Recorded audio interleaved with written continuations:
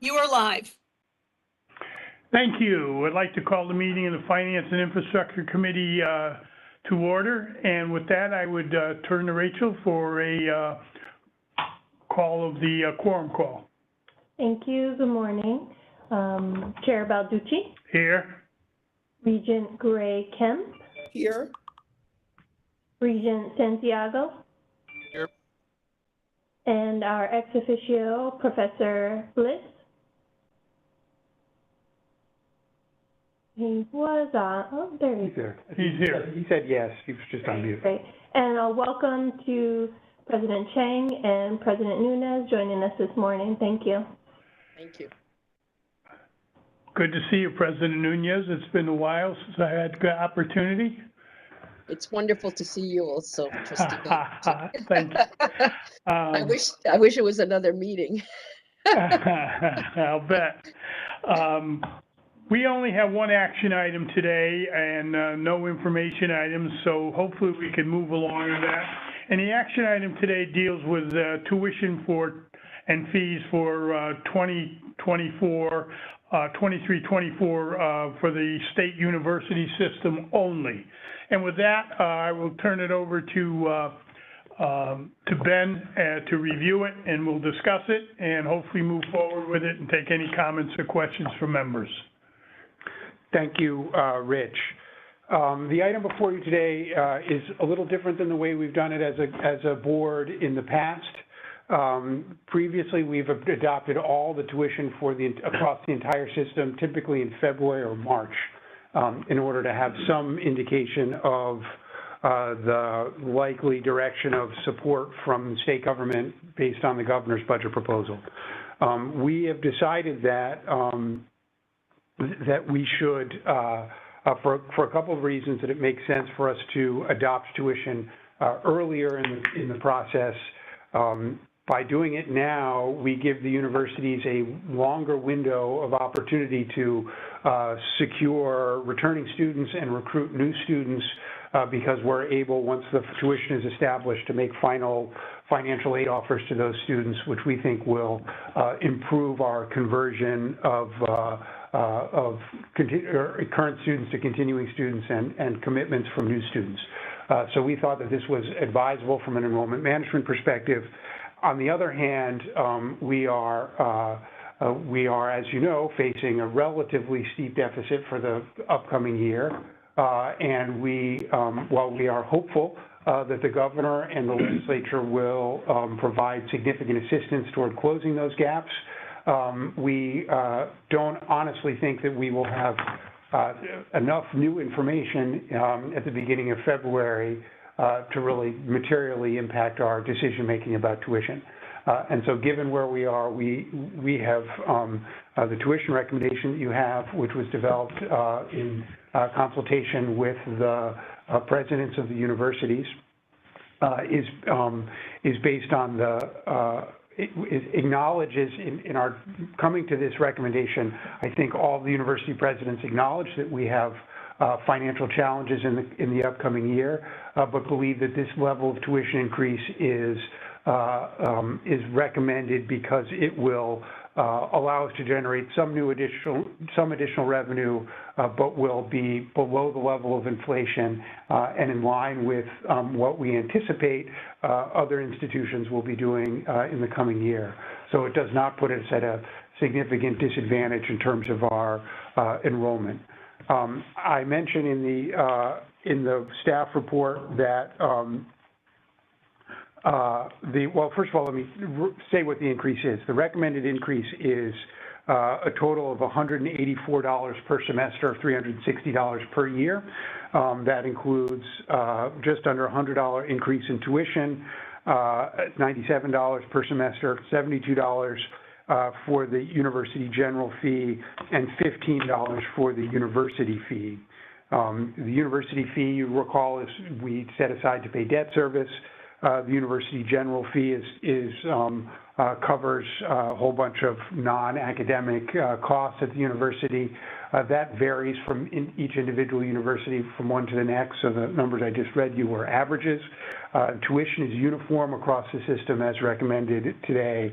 It will rise from $6,470 per year to $6,664 per year. The increases, we did look to see, I did the rough math to determine what level of tuition increase would be required to fully close the projected budget deficit next year, because I thought that was a useful piece of information. That would require tuition and fee increases of approximately $2,000 per student, which would be a 15% increase. Clearly, that's not recommended given the difficulty that our students already face in meeting the cost of higher education and the obvious, negative effect that would have on our ability to recruit and retain students. So the 3% increases that are proposed here, the $360 per student for a full-time student, commuting student, we think is the more reasonable amount. In addition to the tuition and fees that I just described, the package includes recommendations with respect to housing and meal costs. Those increased differently at each institution, with housing and food costs ranging an increase between 2% and 5% across the system. Based on the specific costs, especially in the meal programs.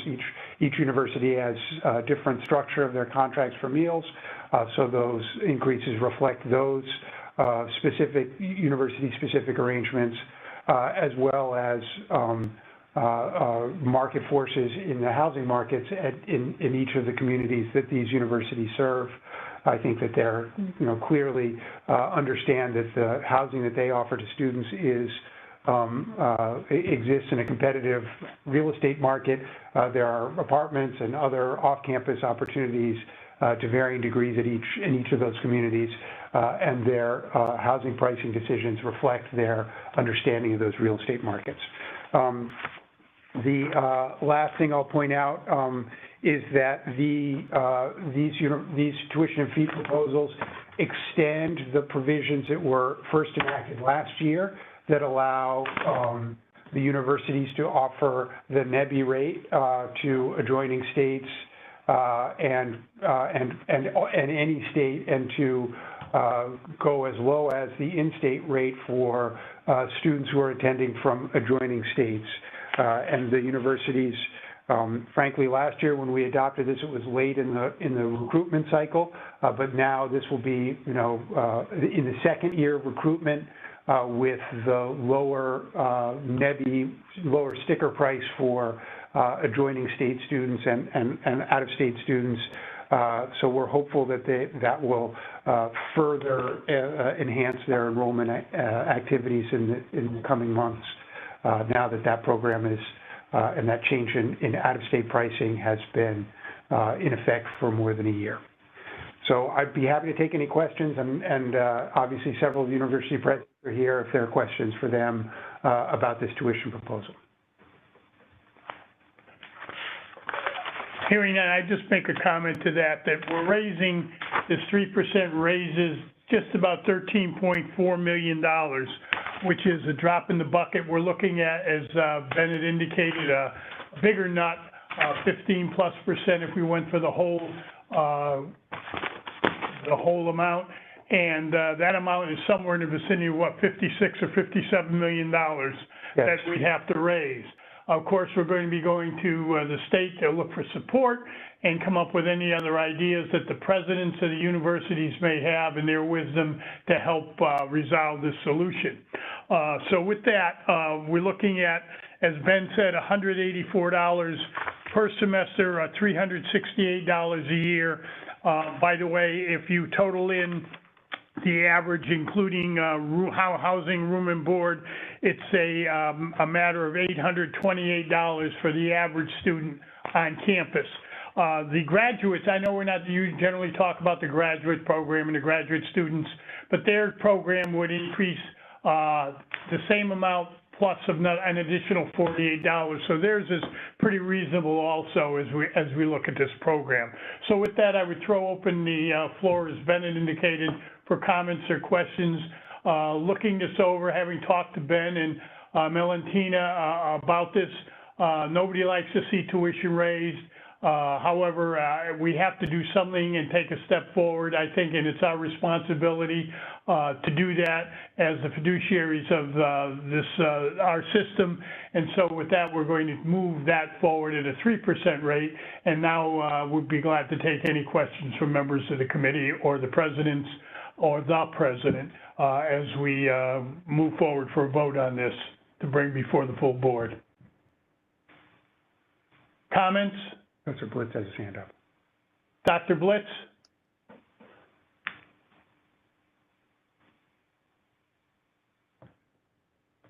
You're muted.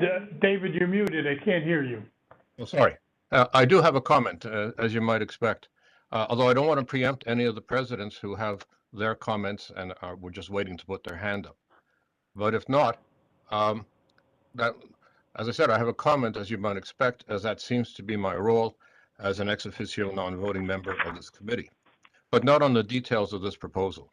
Please bear with me as I address the general system, which once more, now at the universities, is moving towards, or in the case of Western, is already in crisis mode. Once again, the specter of the possibility of declaring financial exigency has arisen. And once more, we are looking at the usual proposals for belt tightening and the associated finger pointing. Yet we live and work in a state with a significant budget surplus, not to mention an overflowing rainy day fund. Moreover, we have a governor who was a distinguished faculty member at one of our institutions, as he mentioned again in his comments preceding the recent panel discussion with the vice president, and a secretary of education who, as he also noted, was a graduate of my university. Clearly, they have benefited from our universities and understand how our students do the same. The effect of renewed talk of financial exigency contributes further to the decline in faculty and staff morale, and cannot but affect our students as focus is diverted from improving our teaching and learning to cutting programs and reducing our offerings. I have a number of comments on financial exigency. In the first place, that terminology has been replaced by financial crisis in both the university faculty and staff contracts, with the latter defining it in quite precise terms, which I don't think obtain in the current situation.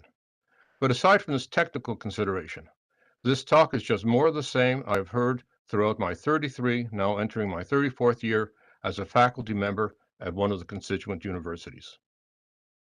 Though this kind of talk is no doubt part of the established playbook for dealing with the legislature, it diverts faculty and staff from their student-oriented work to the usual complaining about administrative bloat, as if that were the only problem we have.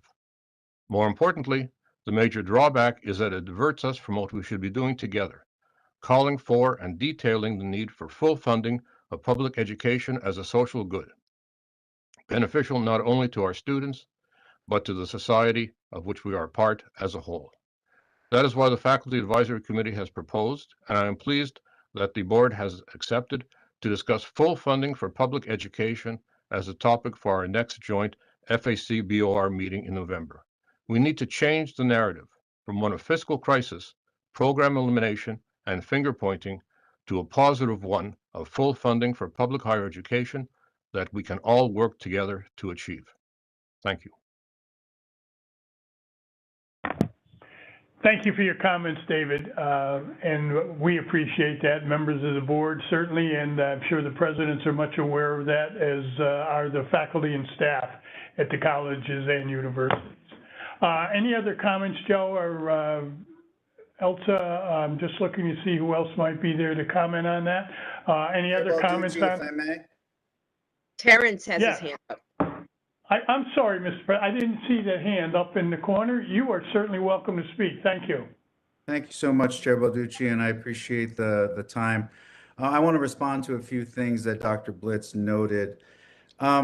Dr. Blitz is referring to an internal memo that came from me and directly to the 6 presidents of our 6 institutions, in which I have asked the presidents, as the leaders of their institutions, to balance their budgets. This should not be a shock or a surprise. This is our responsibility. It is the responsibility of the board to hold me accountable, and it is the responsibility of my office to work with the presidents of each institution as they diligently and ardently work every single day to run higher education institutions and enterprises that not only serve our students, that not only try to create safe, healthy teaching and learning environments with productive outcomes that we can all be proud of, but are also financially sustainable, responsible, and viable for the long term.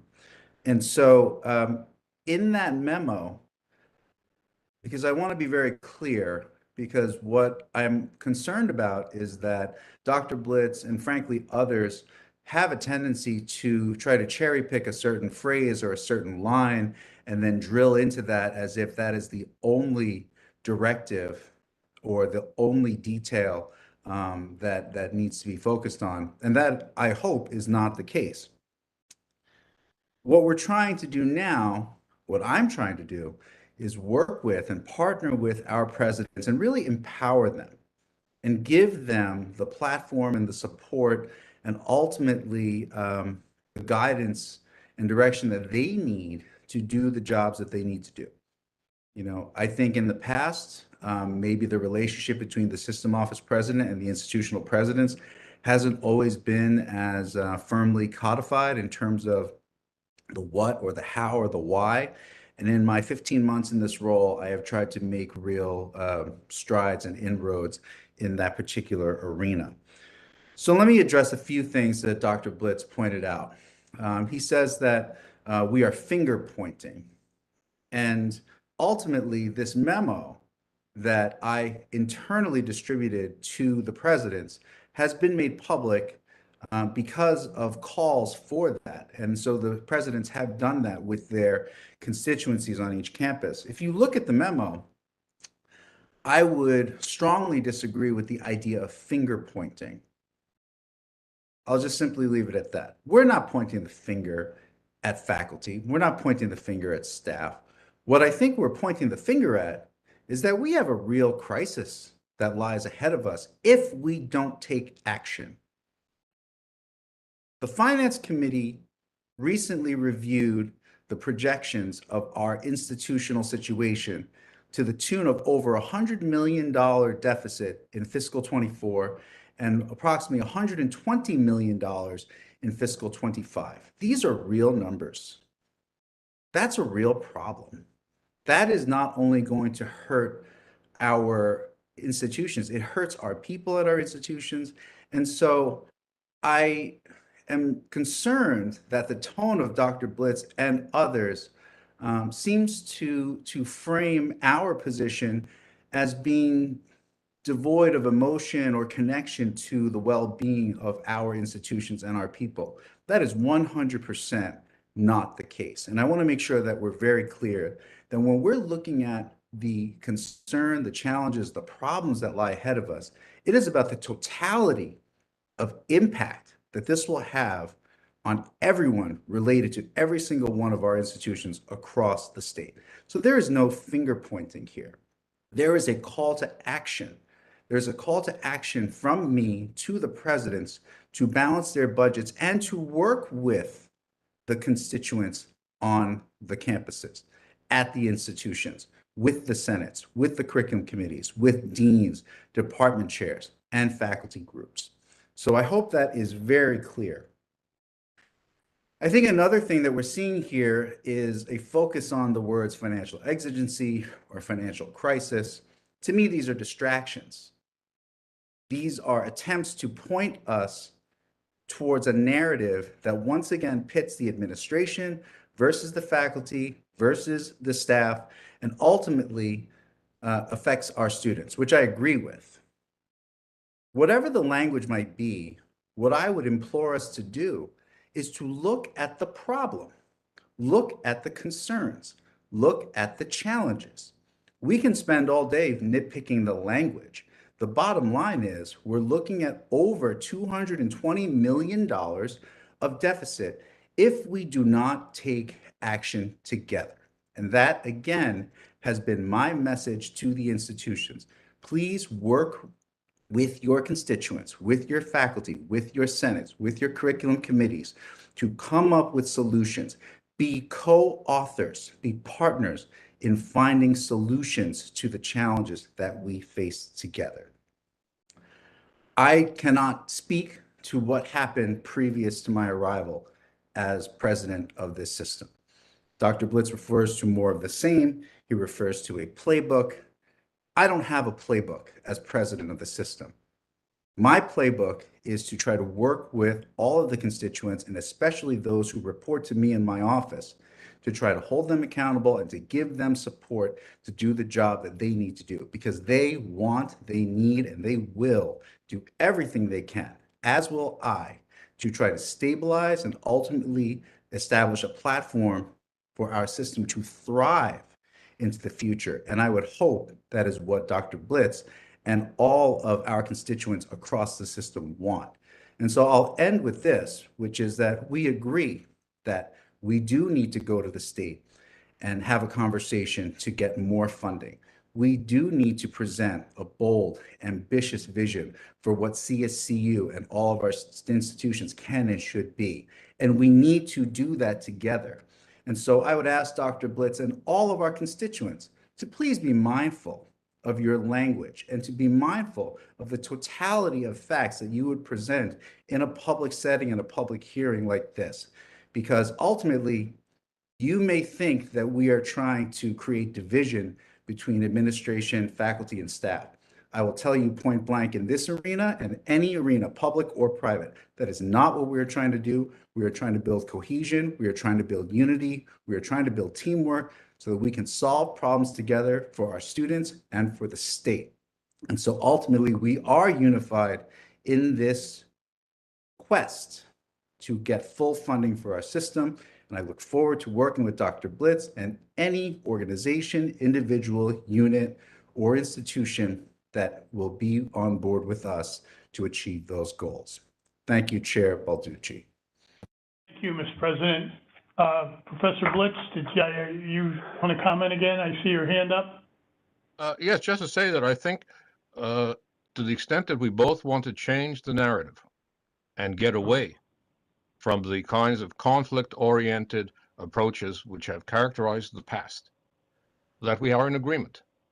But I think it important, and by the way, let me just clarify one point. When I talked about finger pointing, I was talking about faculty who finger point administrative bloat as if that is the only problem. But in any case, I think that changing the narrative from one of crisis to one of what we can do potentially in order to, in fact, fully fund public higher education is the key. And in that respect, I think we have a point of agreement. Thank you, David. President Chang, is your hand still up?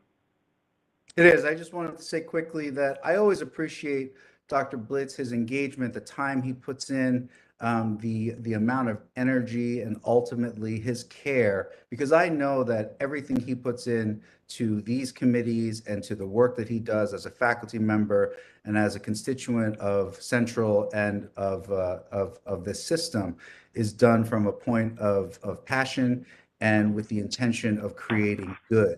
My response is passionate because I care as well. And I haven't been here as long as Dr. Blitz. And maybe I will never be here as long as Dr. Blitz.